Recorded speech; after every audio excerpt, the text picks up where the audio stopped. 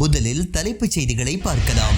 காசாவிற்கு ஆதரவாக கரம் கோர்த்த வல்லரசுகள், அதிர்ச்சியில் அலறும் அமெரிக்கா மற்றும் இஸ்ரேல், ட்ரம்பின் பொய்களை தோலுரித்த ஹமாஸ், மேற்கு கரையில் அத்துமீறி ஆட்டம் போடும் இஸ்ரேல், பாலஸ்தீனியர்கள் மீது வன்முறை வெறியாட்டம், ஹிஸ்புல்லா தளபதியை கொன்றுவிட்டோம், இஸ்ரேல் ஆக்கிரமிப்பு ராணுவம் அறிவிப்பு. இனி விரிவான செய்திகளை பார்க்கலாம். பேச்சுவார்த்தைகள் குறித்த அமெரிக்க அதிபர் டொனால்ட் ட்ரம்பின் கருத்துக்களை ஹமாஸ் முற்றிலும் நிராகரித்துள்ளது.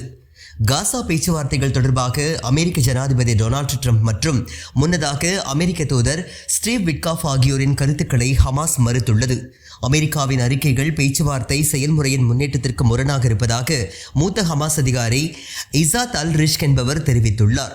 போர் நிறுத்த விவகாரத்தில் கத்தார் மற்றும் எகிப்து தீவிரமான செயல்பாட்டை பாராட்டியுள்ள ஹமாஸ், காசா பேச்சுவார்த்தைகள் தொடங்கியதிலிருந்து ஆக்கிரமிப்பை நிறுத்தி காசா பகுதியில் வசிப்பவர்களின் துன்பத்தை தணிக்கும் ஒரு விரிவான உடன்பாட்டை எட்டுவதற்காக மிகுந்த நெகிழ்வு தன்மையுடன் நடந்து கொண்டதாக தெரிவித்துள்ளது. மேலும் இஸ்ரேலிய ஆக்கிரமிப்பிற்கு அரசியல் மற்றும் இராணுவ ஆதரவை வழங்குவதை நிறுத்துமாறு ஹமாஸ் அமெரிக்காவை வலியுறுத்தியுள்ளது. மனிதாபிமான உதவிகளை வழங்குவது, ஆக்கிரமிப்பு படைகளை குறைப்பது போன்ற பல்வேறு விவகாரங்களில் ஹமாஸ் உறுதியுடன் இருப்பதாகவும் தெரிவித்துள்ளது. காசாவிற்கு ஆதரவாக கரம் கோர்த்த வல்லரசுகள், அதிர்ச்சியில் அலறும் அமெரிக்கா மற்றும் இஸ்ரேல், போரில் தவிர்க்கும் காசாவிற்கு உதவ பிரான்ஸ், ஜெர்மன், பிரிட்டன் ஆகிய நாடுகள் முன்வந்திருப்பது இஸ்ரேலுக்கு பேரிடியாக அமைந்துள்ளது. பிரெஞ்சு ஜனாதிபதி இமானுவேல் மேக்ரோன் மற்றும் ஜெர்மன் அதிபர் பிரீட்ரிக் மெர்ஸ் ஆகியோருடன் தொலைபேசி மூலம் கலந்துரையாடிய பிரிட்டன் பிரதமர் ஸ்டார்மர் காசாவில் உள்ள மனிதாபிமான நிலைமை குறித்து ஆலோசித்துள்ளனர்.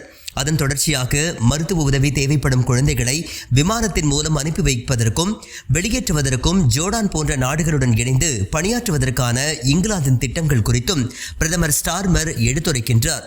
அவசர போர் நிறுத்தம் மற்றும் நீடித்த அமைதியை கொண்டுவர தேவையான திட்டங்கள் குறித்து 3 நாடுகளும் உறுதி பூண்டுள்ளதாகவும் செய்திகள் வெளியாகியுள்ளன. மேலும் காசாவை பாதுகாப்பதற்கு வழிவகுக்கக்கூடிய திட்டத்தை தீட்டியதும் பிற நாட்டினரின் உதவியை நாடவும் 3 நாடுகளும் தீர்மானித்துள்ளது.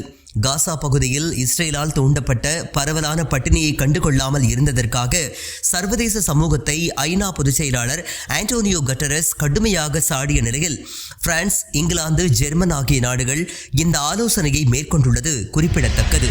மேற்கு கரையில் அத்துமீறி ஆட்டம் போடும் இஸ்ரேல், பாலஸ்தீனியர்கள் மீது வன்முறை வெறியாட்டம். இஸ்ரேலிய ஆக்கிரமிப்பு படைகள் ஆக்கிரமிக்கப்பட்ட மேற்கு கரையின் கல்கிலியா மீது தாக்குதலை நடத்தின.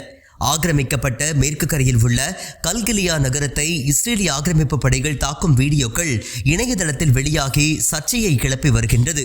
இஸ்ரேலிய வீரர்களும் கவச வாகனங்களும் நகரின் தெருக்களில் இறங்கி எரிவாயு, கையெறி குண்டுகளை வீசும் காட்சிகள் வீடியோவில் இடம்பெற்றுள்ளன. இதுவரை யாருக்கும் காயம் ஏற்பட்டதாக தகவல்கள் வெளியாகவில்லை. இஸ்ரேலிய வீரர்கள் வடக்கு ஜோர்டான் பள்ளத்தாக்கில் உள்ள பர்தாலா கிராமத்திற்குள் நுழைந்து ஒரு பாலஸ்தீனியர் தனது நிலத்தில் வேலை செய்து கொண்டிருந்த போது ஒரு விவசாய டிராக்டரை கைப்பற்றியுள்ளனர்.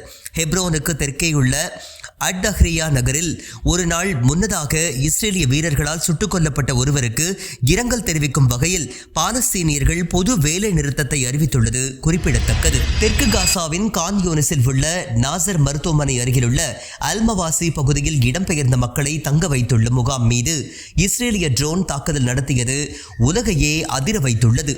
கான் யூனிஸிற்கு மேற்கேயுள்ள அல்மவாசியில் இடம்பெயர்ந்த மக்களை தங்க வைத்திருந்த ஒரு முகாம் உள்ளது. இந்த முகாமை குறிவைத்து இஸ்ரேல் ஆக்கிரமிப்பு படை நடத்திய ட்ரோன் தாக்குதலில் இதுவரை 2 குழந்தைகள் உட்பட 5 பாலஸ்தீனியர்கள் கொல்லப்பட்டதாகவும் ஏராளமானோர் படுகாயமடைந்திருப்பதாகவும் நாசர் மருத்துவமனை வட்டாரங்கள் தெரிவித்துள்ளன. காசா முழுவதும் இன்று அதிகாலை முதல் இஸ்ரேல் ஆக்கிரமிப்பு படை நடத்திய தாக்குதல்களில் குறைந்தது 39 பாலஸ்தீனியர்கள் கொல்லப்பட்டுள்ளதாகவும் அதில் 15 பேர் உதவி மையத்திற்கு உணவு தேடி வந்தவர்கள் என்பதும் குறிப்பிடத்தக்கது. ஹிஸ்புல்லா தளபதியை கொன்றுவிட்டோம், இஸ்ரேல் ஆக்கிரமிப்பு ராணுவம் அறிவிப்பு. தெற்கு லெபனானில் ஹிஸ்புல்லா தளபதியை கொன்றதாக இஸ்ரேல் ராணுவம் தெரிவித்துள்ளது. பென் ஜபீல் பகுதியில் நடந்த தாக்குதலில் அலி அப்துல் காதிர் இஸ்மாயில் கொல்லப்பட்டதாக இஸ்ரேலிய ராணுவம் தெரிவித்துள்ளது. ஹிஸ்புல்லாவிடமிருந்து இது குறித்து எந்தவித அதிகாரப்பூர்வ அறிவிப்பும் வெளியாகவில்லை. ஆனால் ஹிஸ்புல்லா ஆதரவாளர்கள் இஸ்மாயிலின் புகைப்படங்களை ஆன்லைனில் பகிர்ந்திருப்பது சந்தேகத்தை கிளப்பியுள்ளது. டயரின் கிழக்கேயுள்ள டூரைரியில் நடந்த தாக்குதலில் கொல்லப்பட்டதாக கூறப்படுகின்றது. முன்னதாக தெற்கு லெபனானில் இஸ்ரேலிய தாக்குதலில் ஒருவர் கொல்லப்பட்டதாக தகவல்கள் வெளியாகின. கடந்த ஆண்டு இறுதியில் லெபனான் குழுவுடன் போர் நிறுத்தம் எட்டப்பட்ட பின்னரும் பல மாதங்களாக இஸ்ரேல் தெற்கு லெபனானை தாக்கி ஹிஸ்புல்லா உறுப்பினர்கள் என்று கூறும் மக்களை கொலை செய்து வருகின்றது. காசாவிற்கு ஆதரவாக கரம் கோர்த்த வல்லரசுகள், அதிர்ச்சியில் அலரும் அமெரிக்கா மற்றும் இஸ்ரேல், ட்ரம்பின் பொய்களை தோலுரித்த ஹமாஸ், மேற்கு கரையில் அத்துமீறி ஆட்டம் போடும் இஸ்ரேல், பாலஸ்தீனியர்கள் மீது வன்முறை வெறியாட்டம், ஹிஸ்புல்லா தளபதியை கொன்றுவிட்டோம், இஸ்ரேல் ஆக்கிரமிப்பு ராணுவம் அறிவிப்பு.